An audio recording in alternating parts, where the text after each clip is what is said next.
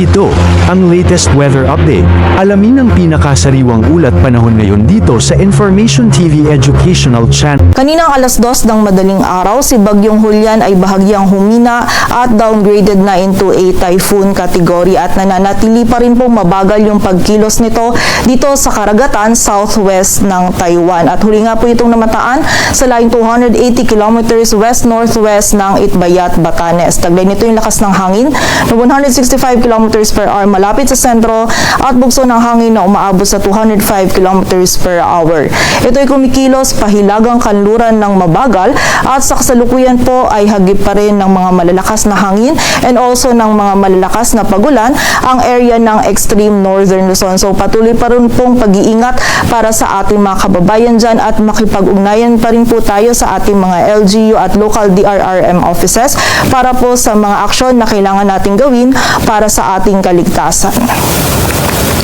At ayon nga po dito sa ating latest forecast track analysis ay nagkaroon po ng significant change dito sa track forecast ni Bagyong Julian kung saan nakikita pa rin naman po natin na magre-recurve ito at kikilos pa northeastward or hilagang silangan kung saan nakikita nga po natin na papasok po muli ito ng ating area of responsibility at magla-landfall dito sa may southwestern coast ng Taiwan mamayang gabi or bukas ng madaling araw.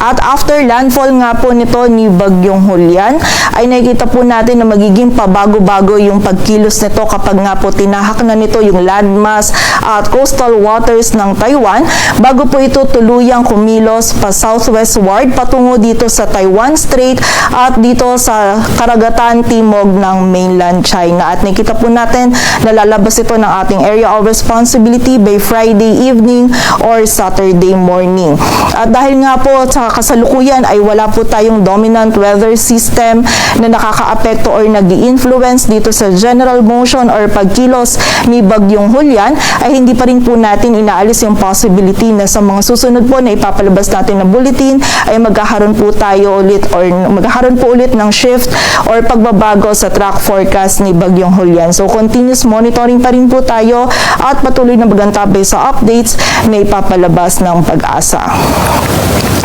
And also, nakita din po natin ngayon maging sa mga susunod na araw is patuloy na po yung paghina ni Bagyong Julian dahil po yan sa nakikita natin na papalapit or yung incoming natin na northeasterly wind flow or yung malamig po na hangin dito sa may East China Sea maging sa area din po ng Taiwan Strait. And also, dahil nga po naging matagal na yung paglagi ni Bagyong Julian dito sa karagatan sa southwest ng Taiwan or naging mabagal na po yung pagkilos nito dito po sa karagatan na ito, ay nakikita po natin na nagkakaroon na po tayo ng upwelling or yung hangin po is naitutulak na palayo yung surface water natin na mainit at napapalitan na po ito ng cooler water from beneath the surface ocean. So dahil po dito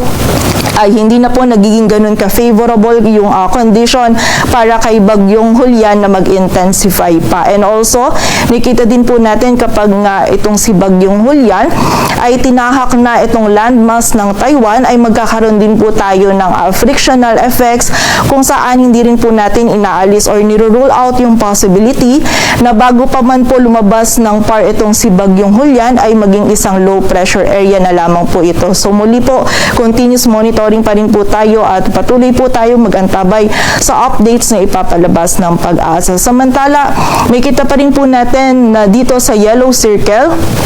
ay hagip pa rin po ng mga malalakas na hangin na dulot ni Bagyong Julian itong area ng extreme northern Luzon kung ng napakabagal o almost stationary. Sa ngayon, maraming lugar pa rin sa Luzon